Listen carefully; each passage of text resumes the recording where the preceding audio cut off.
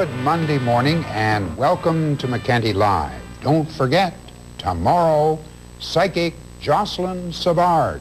Don't miss her. This morning, what's it like to be a child of an alcoholic? And we welcome your calls on any aspect of alcoholism, whether you're a recovering alcoholic, whether you have an alcoholic problem, whether you're a member of a family of an alcoholic. Call us and tell us about your experience, 1-800-361-0300.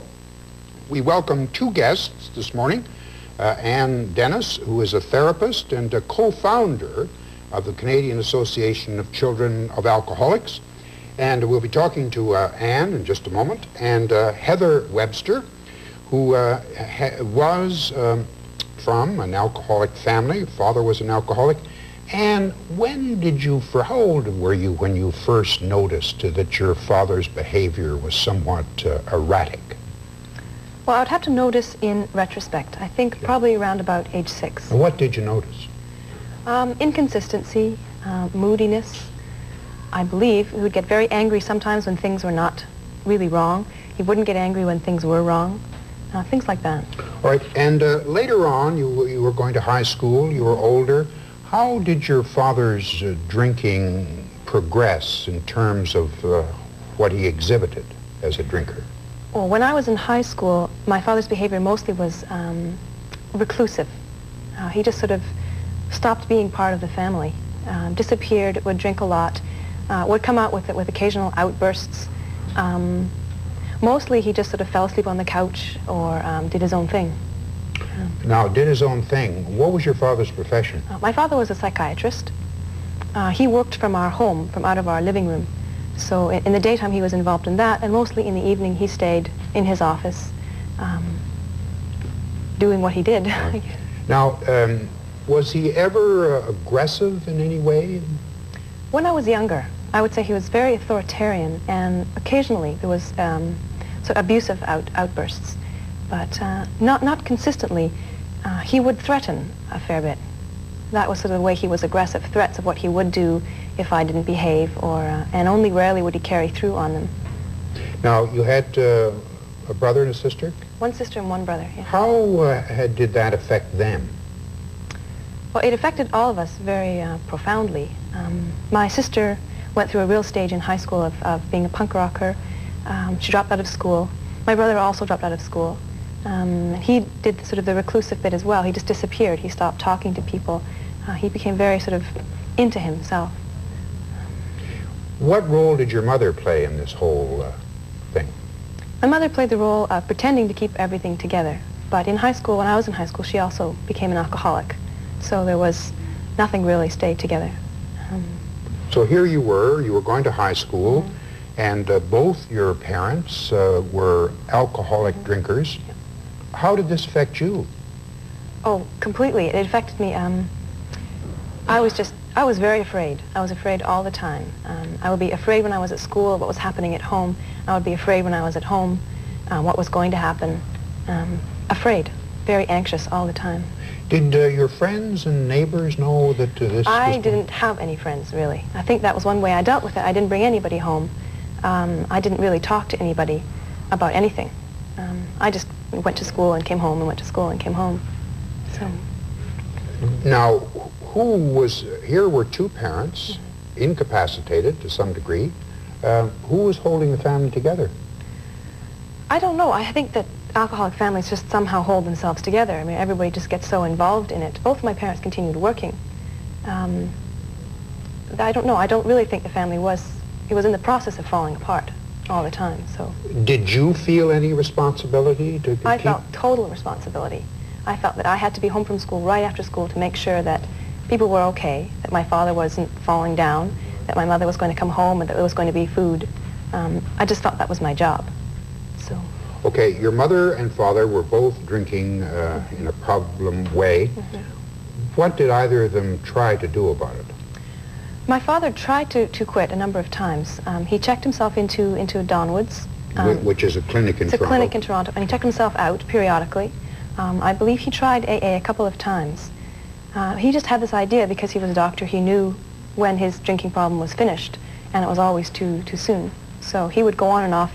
When he was trying to quit, it was almost worse sometimes because he would have seizures. He would be very, very strange. He would see things, he would shout. It was quite frightening. Oh, apart from the drinking, how would you describe your father's personality? Oh, I would say it's very difficult because he seemed to have two personalities, and he would come and go like a wave sometimes. You would see one person and you'd be like pushing a button and a different person would be there. Sometimes very sweet and very loving, sometimes very withdrawn, sometimes very angry. His personality was always different. What did your mother do about her drinking? My mother went to AA, I suppose, after I graduated high school, and she went, and she's no longer a practicing alcoholic. She went to AA, yeah. And it worked? And it worked. It worked. It worked for her. How did this affect your father? Oh, when my mother began to get better, my parents split up. She started to become aware of what was going on, and eventually she asked him to leave, and he moved away. Moved away? Yeah. And what happened to him eventually? After 6 months after he moved away, he committed suicide. How? He overdosed. He took an overdose. How did you hear about that? Somebody phoned my husband, and he told me that we had to go to my house and my parents' house, and I knew. Nobody really told me. I just knew as soon as someone said something was wrong. That's what it was. And when you realized that your father was dead, how did you feel? Quite free. I felt joyous. I was. My first feeling was, why are all these people here crying? This is. For me, it was something I had been waiting for. I was so happy. I was very happy. We'll come back to that, Heather. Anne, you have this much in common with this. Your father was a doctor? Yes, my father was a surgeon. And what was his drinking pattern? Well, my father's drinking pattern was more binging, and he was able, interesting enough, to go to work and to continue to operate up to the last 2 years of his life. And when his drinking got totally out of control, he too would be checked into different treatment centers and would always land up citing himself out and saying he had it in control and he was okay, only to find himself within 6 months back in the same situation. So that he, continued that behavior. My father was violent when he drank in the later years. With the family? Yes. Physically? Yes. And only when he was drinking, the violence came out, and it was very, very scary. Very scary, because he used guns and chased people, and so there was. We were a large family, and I remember all of us having to hold him down and things like that. Like we were all on top of him, and we would call the police, and they would take him away in the straitjacket. It was very, very hard for me as a child to see, because I loved the man very much, because when he was not drinking, he was quite a soft person, with me anyways. Now, not all my sisters feel that way. We all have different feelings about him. But my experience with him was difficult always to see him taken away. And that was probably the hardest part for me, to see the police come and put him in a straitjacket and take him out. How did your father's drinking end? He also committed suicide, overdosing. How old were you then? I was 12. And how did his death affect you? A lot, like Heather was saying, there was a relief, a real sense of relief. I thought that when the drinking was over, that the family would be back, everything would be fine, and our problems were over. Which for me was really, I probably had the most difficult years following his death that I ever. And the difficulties, of course, found their roots largely in your father's alcoholism. I think in the alcoholism and in the whole dance that created, the dynamics, the family dynamics that drinking created for all of us. We want to come back and talk about the effects on both of you of this alcoholic history in your families, which are remarkably alike. We want to talk about your being a founder of the Canadian Association for the Children of Alcoholics, a relatively new group in Canada. But we want to take some calls. Long Gale, go ahead, please. Good morning, Mr. McKenty. Morning. My father was an alcoholic, and today I find it very hard to deal with social situations with alcohol. If I have one drink, I have to have 10. So how I just avoid that is I try to stay away from any alcohol, but I find it very hard to deal with it. Well, Anne, comment?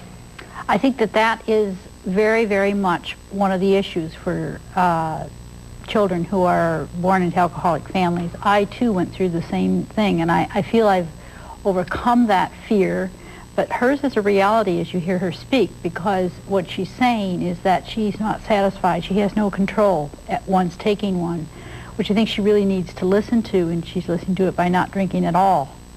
And I think that that's one thing that AA really does for people, is it looks at the abstinence for those people who realize when they have one that they cannot have any more. But this young woman, should she necessarily conclude at this stage that she is an alcoholic or a potential alcoholic? I would say from her description that she can probably begin to look at herself and look at that possibility.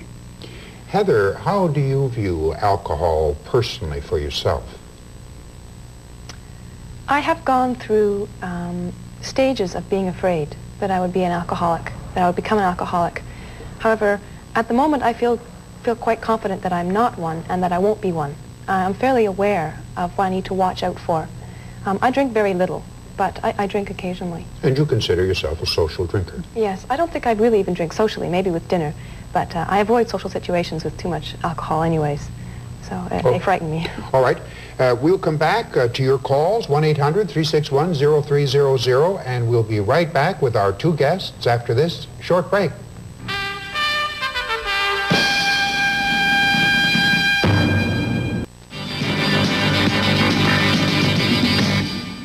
Welcome back to McKenty Live on this Monday morning. Our two guests, both grown-up children of alcoholics, Heather Webster and Ann Dennis. Heather, your feelings now about, as you look back on your childhood and your father's drinking and how it affected you, how do you feel about it now? I feel really like I missed out on a childhood. I feel like somebody took it away from me very early, and I feel very sad about that. I feel very angry about it, although I'm not as angry as I used to be. I feel quite like somebody just stole it. Someone took it away. Ripped off? Yeah, ripped off. Now, have you, what kind of help have you had over the years or to cope with these feelings? About 3.5 years ago, I started to see Anne as a client. So I've been pretty well working on that for 3.5 years, quite steadily. I went to a group for about a year of adult children of alcoholics, which was very helpful. I've worked hard. Okay. And what are the effects, as you see them in general, of this kind of alcoholic drinking on a child? I think the first effect that really begins to show in adult children of alcoholics is that they begin to have a lot of stress in their life, and people express it differently, but they are unable to cope anymore. Mm-hmm. In different ways they can't cope. And as that begins to happen, they begin to say, I don't have good relationships. I can't be intimate with somebody. I can't deal with my boss at work. Mm-hmm. Things like that. And the authority issue becomes really big for them. Mm-hmm. So that's the signs that very often are the stress things that bring them in. Maybe alcohol, maybe an issue too. So that's the first kinds of effects that begin to show. And some of the things that grow out of that as you begin to work with people is you begin to see a tremendous amount of strength in a lot of the individuals that come out. And the kinds of strength is that children of alcoholics basically have learned to be survivors. They survive differently. I think when Heather was speaking, she spoke very much of a family that withdrew and reclused. A lot of children of alcoholics do that. I'm going to come back to that in a second, but I'm going to the callers. Hunsick, go ahead, please. Hi, McKenty. How are you? Fine, thank you. Okay, I just wanted to comment. It's so true what they're saying about the alcoholics, about the double personality, because my father, is an alcoholic. He's been an alcoholic since I can remember. My parents got divorced in 81, and then they got remarried in 84 because he had promised he'd never drink again, and so on and so on. Now they're going through their second divorce, second time around. Now I just don't think it's fair, because the alcoholic does have the double personality, because when my father divorced my mother, he divorced us. And now the second time around, he's doing the same thing. He doesn't want nothing to do with the family. I just don't understand how the alcoholic thinks. All right, quickly, and perhaps a comment on that. How does the alcoholic think? The alcoholic only thinks about the alcohol. That's the reality of it. And some of the issues that she's talking about is the chaos due to the inconsistency in the messages, and that's what she's feeling. Confusion. Total confusion. She's feeling let down. Her trust is being completely eroded. Yeah. Brassard, go ahead, please. Yes, I was a child of a father who was an alcoholic. It's so true. Sometimes, mostly, it's always fathers who are the alcoholics, and the family has to go through terror. And mine was one, and he used to beat my mother. Now that, to me, I'm 28 years old today, and it has left psychological scars. I mean, I used to see beatings every week. The police would come, take him away, bring him back again. He'd be on the loose, we'd be scared. Finally, my mother learned, after so many years, and she divorced him. And now he's away, and he doesn't bother us anymore. But to this day, I feel that he has affected me. Because even though I'm a mother of 2 children, I can't sleep. I used to stay awake waiting for him to come home, and what would be, he'd beat my mother, I'd have to go in and step in, I'd get beat too. And then he'd tell me, you don't understand. You'll grow up and you'll see. And this is the kind of things that these people leave on the children, and we get ruined for life, really. Heather, I see you reacting. Yes, I was reacting to the I can't sleep. This is something that has, the way it's affected me is it's just a chronic level of anxiety, which leaves me with sleepless nights often. And your heart starts racing, your hands start sweating, and you get panicky, even though there's nothing to panic about. I think that's the hardest thing to deal with. There is no alcoholic for me anymore, and yet I'm still expecting one. Yeah. Okay. And I don't want to forget, people who want to explore this further, people out there who feel that they need some advice and support, my suggestion is you call Al-Anon. And the number is 729-3034. Al-Anon, 729-3034. I want to come back and talk about Children of Alcoholics and the Association, but first, Shamadi, go ahead, please. Yes, good morning, everyone. Good morning. I'd like to ask you a question to Heather and the other women on the side there. I have both parents who are alcoholic, but there are 2 opposites in their reaction towards alcohol. My father is very verbally abusing me, and he's still abusing me today. And my mother is more on the shy type, and she's not outgoing.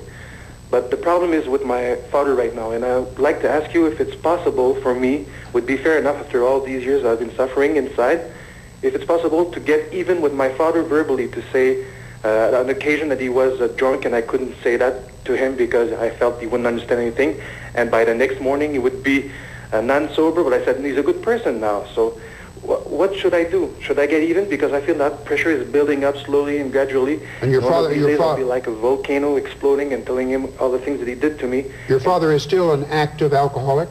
Yes, he is right now. He went to AA, and he found out that it didn't help him because it was mostly talking about drinking and stopping drinking. Okay, sir. Anne. I think one thing to remember, don't talk to an alcoholic when they're drunk. That's useless time. I think an intervention and a confrontation would really be good, but I think it has to be done. I think this particular fellow that's speaking really needs to get some support from a counselor or a therapist. And there are intervention methods out today working with alcoholics that have proven to be quite successful. 80%, if they're done well, are successful. Now, while we're on that, and I hope that gentleman will get some professional help and support, you were helped to found the Canadian Association for Children of Alcoholics. Right. What is their general aim? The main aim of the Canadian Association for Children of Alcoholics is to act as a resource or a networking system for Canada. Not that we provide services, we only act, we hope that people will send in and give us, for instance, conferences, workshops, good therapists who know and are trained in this, support groups that are available. So those are the kinds of things. We have a newsletter that's available, and we hope to continue to develop that. We've had 2 conferences, and this year our aim is to bring in somebody else to Toronto to do a major conference, and we would like to spread that across Canada. Because many of the children of alcoholics and wives of alcoholics, in fact, go to things like Al-Anon. That's right. Yeah. Pierre Fong, go ahead, please. Yes, hello, hi. I'm an adult child of an alcoholic, and I've been involved in a program for over the last year. It's the Adult Children of Alcoholic program, and there's meetings almost every night. In Montreal? Pardon? In Montreal? Yes, in Montreal. Okay. And this has helped me tremendously to identify the problems that I've had in my adult life that I did not realize were related to growing up in a household where my father was drinking. At the time, I didn't even realize he was an alcoholic, but I've learned a lot more about alcoholism. And I think just learning about alcoholism as a disease, and the more education we have in that area and the effects of it, can really help us considerably. Thank you, ma'am. I have to move along. Montreal, go ahead, please. Hi. I'd like to ask a question. My family is in denial right now. I'm the only one who's faced up to my mother being an alcoholic. And I don't know what to do to deal with that problem of having, you know, the rest of my family saying it's not there when the problem is there. Anne? I would suggest that you not deal with them directly, because focus on yourself. What you're really dealing with is one of the issues of children of alcoholics. You're still looking at trying to caretake the rest of your family, take care of yourself, and deal with your own recovery issues. And then go to self-support groups, get counseling. Okay. Heather, your situation now is that you're happily married. Yep. And, but you're still a bit frightened of, anxious about alcohol? Or the effects of alcohol? I'm anxious about the effects of alcohol. Yes, I am. I'm worried. I'm waiting for the effects to go away. I wonder if they ever will. Certainly, high-level anxiety is good if you have to get things done. But if you need to sleep and calm down and play, it's not a very good thing. And will the effects go away? I think an experience stays with you. It's part of your life. I think one thing that I would like to do with most people that I work with is to show them how to use that in a more positive way and work for them in their life. And that's basically what you do. They have to go through a real period of looking and going through the denial, the recovery system, and going back and doing a lot of what we call healing the inner child work. And having done that, connect that to now how is that affecting you in your life, what behaviors is it doing, and how can you change it and go forth and have a better life. I think you mentioned, well, we'll come back right after this short break.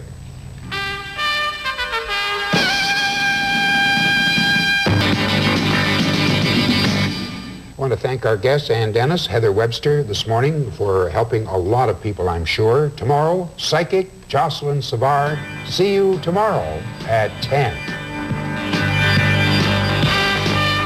Neil McKenty's wardrobe provided exclusively by Henry Marks on Drummond Street and Westmount Square. Transportation for McKenty Live provided by Bernard Limousines, 353-5881.